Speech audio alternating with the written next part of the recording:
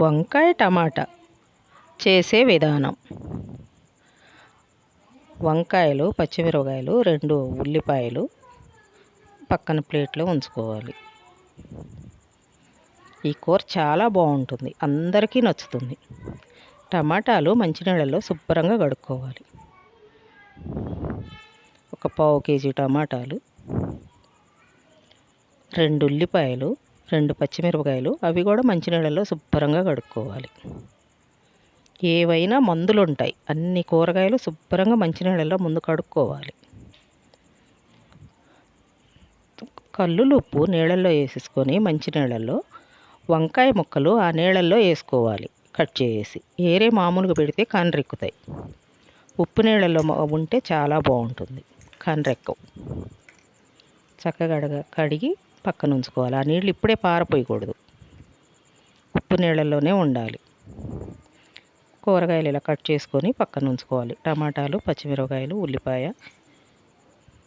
పక్కన ఉంచుకొని గ్యాస్ వెలిగించుకొని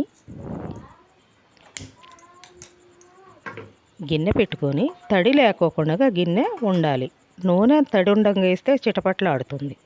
చక్కగా తాలింపుకి అన్నీ రెడీగా ఉంచుకోవాలి. ఉల్లిపాయలు, ఎల్లుల్లిపాయ, పచ్చిమిరపకాయ, కరివేపాకు, జీలకర్ర, ఆవాలు, పచ్చిశనగపప్పు, మినప్పప్పు. ఎండుమిరపకాయలు అక్కర్లేదు, పచ్చిమిరపకాయ వేస్తున్నాం కదా, ఎండుమిరపకాయలు అక్కర్లేదు. కొంచెం నూనె, 2 స్పూన్లు నూనె వేసుకొని, పులుసులకి కొంచెం నూనె తక్కువే పడుతుందండి, మరీ ఎక్కువ ఏమీ వేసుకోక్కర్లే. చక్కగా నూనె వేడైన తర్వాత తాలింపు దోరగా వేగాలి. పచ్చిగా ఉంటే పచ్చివాసన వస్తుందండి, బాగా వేగిందనుకోండి మాడిపోతే అస్సలు బాగుండదు. ఉల్లిపాయలు, పచ్చిమిరపకాయలు వేగిన తాలింపులో ఇలా వేసుకోవాలి. 1-2 నిమిషాలు వేగనివ్వాలి.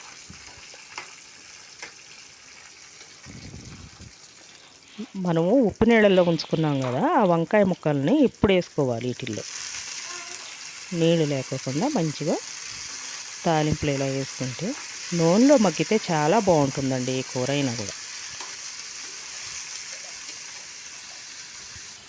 దగ్గరకు వస్తుంది. 1-2 నిమిషాలు మూత పెట్టుకొని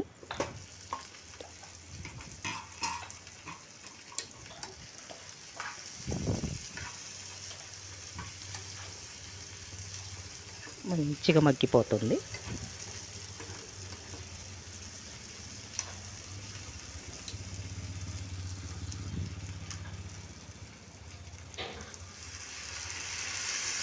మగ్గిపోయిన తర్వాత చక్కగా టమాటా ముక్కలు ఇప్పుడు వేసుకోవాలండి. అవి కూడా ఒక 5 నిమిషాలు మగ్గాలి.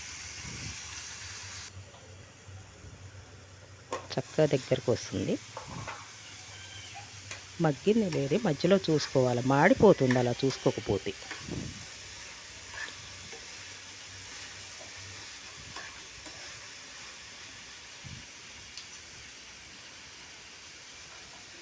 చక్కగా మగ్గిపోయింది. కొంచెం పసుపు, కొంచెం కారం, పచ్చిమిరపకాయలు ఉన్నాయి కనుక కొంచెం కారం తక్కువే పడుతుందండి. కల్లులుప్పు,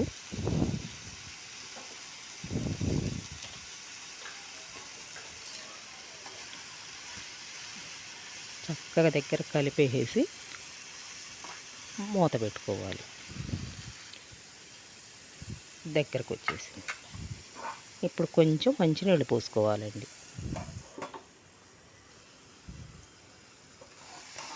అవి మంచినీళ్ళల్లో మంచిగా ఉడికితేనే ముక్కలు బాగుంటాయి. చక్కగా నూనెలో ఏగిపోయాయి. కొంచెం సరిపోను మంచినీళ్ళు పోసుకోవాలి. ఏవైనా కూడా పులుసు అని చెప్పేసానని బాగా వాటర్ ఉండి లూజుగా ఉండకూడదండి. మంచిగా దగ్గరకు వచ్చి చక్కగా ఉడికిపోతే ఏ కూరైనా రుచి ఉంటుందండి.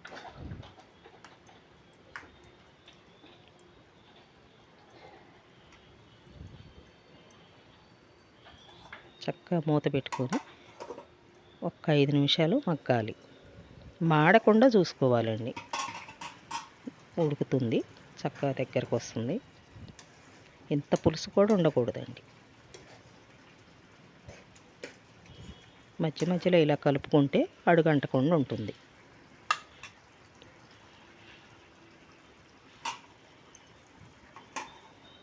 ఇంకొక 2 నిమిషాలు మూత పెట్టేసుకొని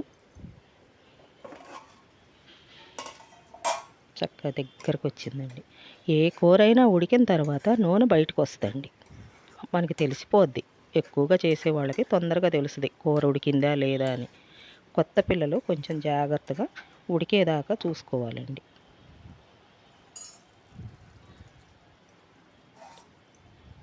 ఇప్పుడు పిల్లలకి చక్కగా యూట్యూబ్లో అవి వచ్చాయి, చక్కగా నేర్చుకుంటున్నారు. మా టైంలో అలా ఏం లేవండి, పెద్దవాళ్ళు నేర్పిస్తేనే.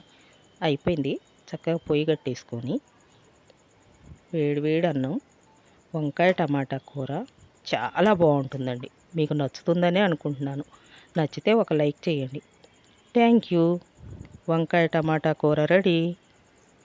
పిల్లలు నెయ్యేసి పెడితే చాలా ఇష్టంగా తింటారండి. పెద్దవాళ్ళకు కూడా చాలా మంచిది.